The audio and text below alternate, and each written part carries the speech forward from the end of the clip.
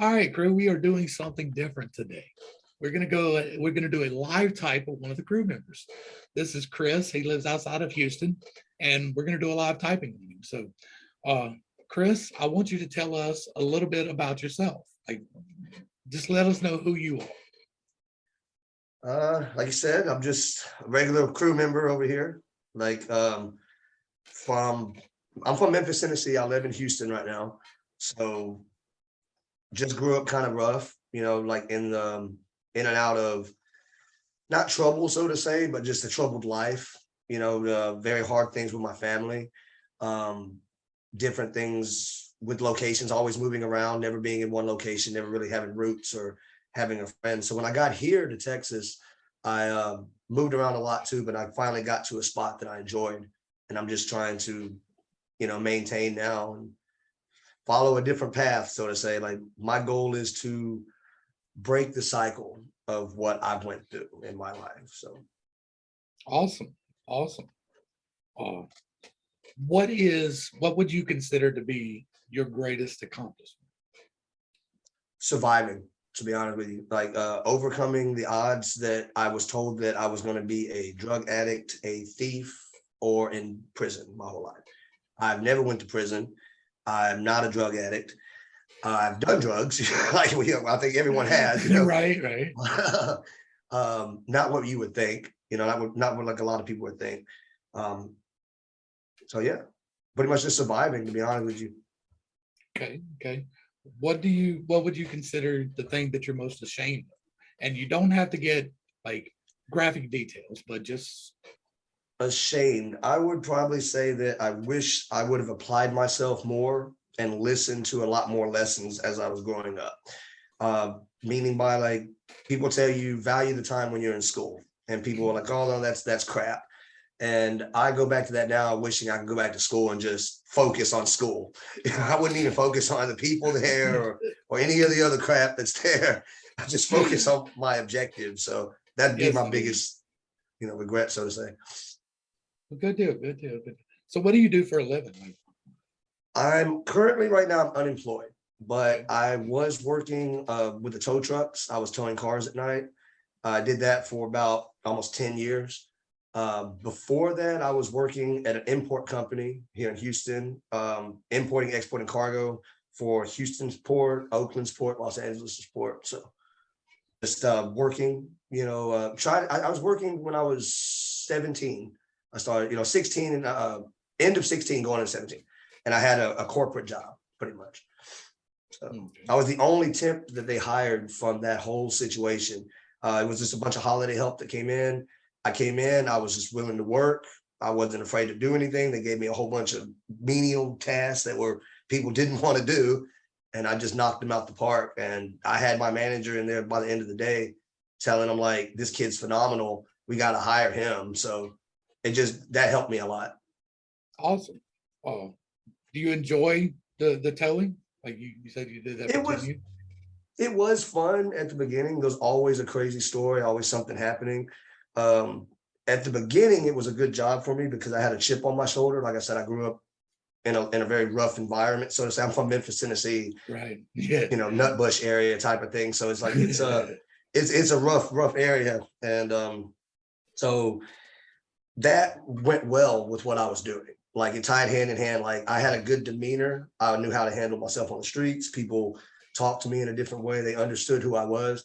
It wasn't never like, I understand the difference between being able to be respectful and not, and people want to pull people's cards. And that's what always happens when people get shot or hurt is they want to call someone out or you can't talk to someone. When I was towing, I would trip people out so much because they would come up, what are you doing? What are you doing? Taking your car. Okay. I'm like, do you want to pay for it now or you can pay for it later? You're giving us a shot. Yeah, I want to give you a chance, man. We're not scared of y'all. This is a Right. job. Right. This is what we do. So I got to make my money. I'm not doing anything illegal here. Yeah. I'm like, but technically I'm one of the best. I always looked at it like I was one of the best car thieves in Texas because I was like always snatching cars. So it tied hand in hand. But as I got older with it, I lost interest because I got closer. I lost my grandmother. Okay, that was one. And it's just losing somebody in your life. It just changes your perspectives on things. And my mom and them, I got them in my life now, you know, back, good relationship with my mother. Love her to death. So just want to keep that going. You know what I mean? Just keep the positive energy going. And that energy there was just so negative. It was just so, you have to be in a certain demeanor. It got to the point where I was drinking 4 or 5 shots before I'd go out the door to work. Right. And it's just not a good environment for my mind. It got toxic is what I'm trying to say. Okay. Okay. Oh. What would you do? Like if you could do anything in the world, what would it be? It's gonna sound funny because like I can do what I want to do, but I can't technically do it. I want to have a family. I want to have a normal family, have a child, and raise a child. The way this world is right now and the way things are going, it's very scary to do so. And it's very like it's very uncertain times. And like, there's so much I can talk about. I'm trying to like talk about whatever you feel comfortable. Be censor friendly, so to say. Okay, well, yeah. Yeah, that because it's a lot of things with the. Let's just I call it 2022. I said like every time somebody says, I just say it's 2020, it's 2020. I was like, I just made it its own category at this point. Right. I don't even take what you take from it because they're like it's men, there's women, there's I say it's 2022. Like, you can be whatever you want these days. So. Yeah. What about professionally? What would you do professionally? Oh, that's a good one. I've never really thought about like that. Sky's the limit. Whatever you wanted to do, what would you like to do? Honestly, I've always had a passion for like video games, like creating and designing video games. I know like that's a crazy look. Everybody always has that dream or that goal, but I have I feel like I have a very creative mind. I just don't have the artistic talent, so to say, to lay down the vision that I have in my head. But if I could find someone that had that with me, I think it'd be really cool. But probably design video games because I want to make a horror game I want to scare somebody.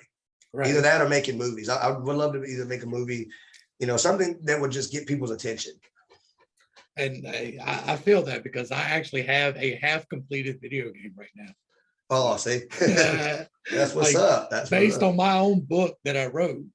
That's awesome. I created this video game, and like I've got all the spell systems worked out. I got all kinds of stuff, but like I don't have the artistic. I can't do. There's certain things that I can do, and there's certain things that I can't do. Like I learned how to code and coded this game, but I can't figure out how to do the animations to make characters move. It's the craziest thing. See, the technical side, I can do that. I can figure it out. I'm pretty good at that. It's just the getting the art side down. Like I was playing a video game once and they would, you know how they mod the games and they would show you, there was this one, I think it was old school World of Warcraft, and they modded it to do Dragon Ball Z. And all the characters in there, they made a Dragon Ball Z map on this World of Warcraft game. And I was like, this is going to look so stupid. And I clicked on it and it looked official. And I was like, wow, these guys really sit here and took some time to craft all these numbers. It's so much numbers. I was like, wow, it was incredible. It was actually like, wow, I got to make a map now. And I tried to make a map and I did pretty good. I mean, not as good as them, of course, but it was pretty fun. I believe we may have enough for a type here. I'm picking up a lot of things. I'm picking up organize. I'm picking up self. I'm picking up informative, and I'm picking up a bit of control. So that is going to be a T. It is going to be a I, S. I've got to look at my reference material. So no worries, brother. It's a IS. I'm here like I'm like looking at a test. Like I'm waiting for the results. An ISTJ. Yeah, we're looking at an ISTJ. So let's go ahead and pull up this first graphic here, and we're going to look at this. I just came up with yesterday to put out. So we're looking at an ISTJ, and you seem to be informative, which is a handy trait to have. I wish I was informative sometimes. And that means that it's going to be an ISTJ Alt, right? So the way your stack is going to work, you're going to have SI right here, right? You're going to focus a lot on what did happen. It's going to be things and the organization of the things. It's going to be memories. It's going to be making lists or organizing your workroom or making sure that everything is in this spot correctly. The TE is next, right? Which is the rationale right here. And what that means is that you're gonna feel responsible. There's another graphic I'll pull up in just a second that I can break this down a little bit more. But the TE means that you're going to be responsible for making sure everybody understands the rationale, why we think this way. You're going to take in everybody's thoughts and you're going to try and process that and give it back to people. That's what you're going to feel responsible for. Your child slot is going to be the what could happens. This is where you're going to get defensive. You're going to see too many possibilities is going to feel like pressure. Overwhelming. Yeah. It's going to feel like there are just too many options. I really have a hard time narrowing this down. And then if people try to push too many options on you, you're going to resist that greatly. The way that the NE and the TE right next to each other are going to work, it's going to amplify each other. So everyone thinking that you should do this is going to be, you're going to throw a tantrum like a child. And everybody has that trigger point. Yeah. Right? Oh, of course, yeah. And then in the inferior slot is going to be FI, which is right here, and that is morals. Your main use is through your morals, but you're going to have a hard time living up to your own morals.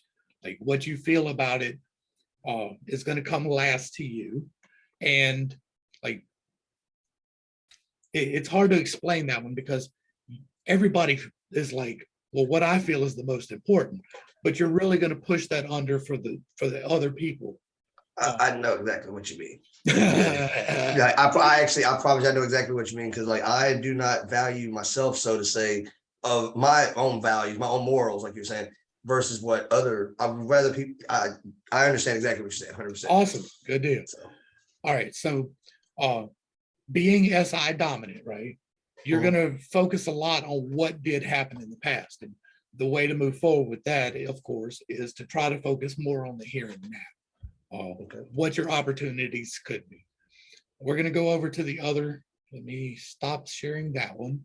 And I'm going to share this other graphic that I just came out with yesterday. Like, this is what I was telling you a little bit earlier. This was a confirmation for me when this was revealed to me through the video yesterday. This is the way the stack works, right? This right here is what y'all have seen already, but just the hero, the parent, the child, the inferior.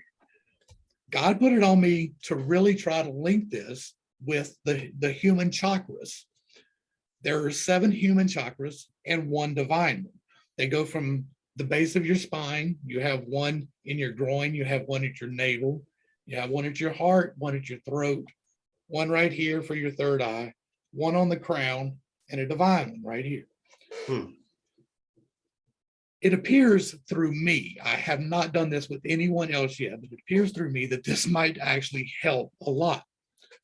The hero slot, which for you is the SI, is the thing that you can't really stop. It happens regardless. You can't stop thinking about what happened in the past. You can't stop organizing these things. It happens without you thinking about it. What you have to do is submit to that. It requires submission in order to integrate that. You have to understand that that is coming from the divine. That is a superpower almost. Your superpower happens to be that you're really good at retaining information. You sometimes to your own detriment, because that's how we start. My thoughts drive me insane. Like I can't sleep at night. I'm constantly drawing lists, like you said, in my mind. I'm constantly trying to organize thoughts and structure things. I'll play a video game and I'll go to sleep and literally start dreaming about this video game. Like I'm playing it in my mind, like puzzle games or whatever. Like I'm sitting there doing puzzle, like making my own puzzles, doing them in my head. It's crazy. I'm loving this so far. This is awesome because I'm getting very informative to me. Good deal. Good deal. All right. So next is the parent spot, right? This is going to be the TE. This is what everyone else thinks. You feel responsible for what everyone else thinks. But this is how you share wisdom. You share wisdom, and this represents the crown. This is the top of your head. It is the closest to the divine. It is how you interpret the divine. So you take what everyone thinks and you give it back. That's how you share the wisdom. It takes nurturing in order to do that, right? This is part of the submission. It actually works from the base up. So when we work on things, you start down here and you come up. But we're going to explain it from the top down and then come back up. Gotcha. The child slot is where you get defensive, and it represents the third eye chakra right here. Okay. This is what is actually attached to the pineal gland. This is when they talk about a pineal gland activation. This is the area that it's in. And for you, that is going to be the possibilities, right? You're going to feel defensive about it. You have to be aware that there are other possibilities and that it is not to your detriment to consider them. That doesn't mean that you have to jump in every direction on every possibility, but it's not a bad thing to consider them. Yes. And try to narrow them down, which you'll be doing down here. Okay. The inferior is where you really don't express yourself well. You feel insecure about this. We're going to work back up to what the first blockage is and what the second blockage is. But in order to work on this, you have to, this is going to be F5, by the way. This is how you feel. So in order to work on this, you're going to have to express how you feel. We've got 10 minutes to wrap this up. That just popped up. All right. So you're going to have to express how you feel. You're going to have to talk about your feelings with the people that are around you. Do it in a safe way, not in an overwhelming way, but choose someone that you feel may be more open to it and talk about the things that have happened. The nemesis is, you're going to worry about this. This is where you're going to get really dug down into trying to get right, but you're not necessarily going to be able to do it until you work on some of the other things. For you, this is going to be SE, which is all the things. You're going to want all the things, but you're not going to be able to do that until you get your other stuff taken care of. This is where you heal yourself, because you are holding on to all of these things through your divine, but what you need to do through your nemesis is to open up your heart chakra and to see the other things. There are new things happening now. Don't focus so much on the ones that have happened before, but focus on the ones that are happening now. Okay. Your critic slot is where you're going to beat yourself up, but this is where your wisdom to nourish other people comes from, or to nourish yourself comes from. This represents the solar plexus or the stomach. This is where you get your nourishment. And this is where your doubts and fears grow at. This for you is going to be narrowing down possibilities. It is NI. It is your intuition of knowing what is the right thing is going to trip you up. And in order to do that, you need to know more about what the things are and be less defensive about them. This is your blind. Oh wait, no, we're still here. So that is your parent. Obviously. Yeah, I dropped down. Gotcha. The wisdom to nourish, and your doubts and fears are going to rest. And this is TI. This is how you think. That's where we're at. Yeah. So you're going to have to stop beating yourself up with your own thoughts. That is hard to do. It really is. Like, I will tear myself apart. I am my own worst enemy. I literally, when I was at that job I was telling you about earlier, the importing, exporting thing, they would have manager jobs or people coming in to give you assessments from your manager. They bring the whole department in and people would say, this is what you're doing wrong, this is what you're doing wrong, this is what you're doing wrong. They get to me, you beat yourself up enough. Like every mistake you make, you've corrected it before we could even say anything to you. So Good like, deal. I was like, well, why'd you just make me wait 30 minutes? I'm like, my mind's outside. I'm trying to go home. Bye. All right, so I'm going to try and run through this real quick. My Your bad. trickster, no, we're good. Your trickster is the innie. That is the possibilities, the new ideas is where you're going to get tricked up. It's your blind side. You're not going to see them. And when you do see them, you'll probably jump on the wrong ones. It also has got to deal with your sexuality, and it's got more to do with what you're looking for in a partner than it really does with you in particular. We'll have to get to that at another time. I'm running out of time. And then your demon or your base chakra, which is the very base of your spine. This is where you're corrupted, right? And this is everyone else's feelings. So what you're beating yourself up with, like you're remembering all these things, and then you're thinking about what other people are thinking about them or feeling about those things. And you're beating yourself up about that. Like maybe you feel like you didn't do enough about something, or maybe you feel like you could have been a better son or better boyfriend, a better, I don't know your just better in general, but better dealing with other people's feelings, not what they're thinking, not their ideas and not their things, but how they feel. Maybe opening yourself up when you talk about how you feel with how they feel. The way that you want to go about doing this is you start at the bottom. The base chakra is the bottom. This is where your underlying addictions find their roots, is right here. So if you open yourself up to the feelings of others and you talk about them and you integrate them, then you can clear that, and it will help with some of the underlying problems. This is signified by the color red. And when you're working in this area, you want to get a red stone or something. Not that the stone has any power, but it helps as a energy filter almost. You take in energy and you give out energy, and wherever you're focusing with that helps. Like I've got several stones back here that I'm working on this area right here. And so those are just in my space. I don't pick them up. I don't worship them, no crazy stuff like that. But they do help focus your thoughts in the right way. Once you start dealing with that, then you move up, and we will do this more. Like we're going to talk more. We're going to try and do this once a week. Maybe not so early next time for you. But, no, you're good. Like you're good. But on the next one, we're really talking more about how you fix your trickster.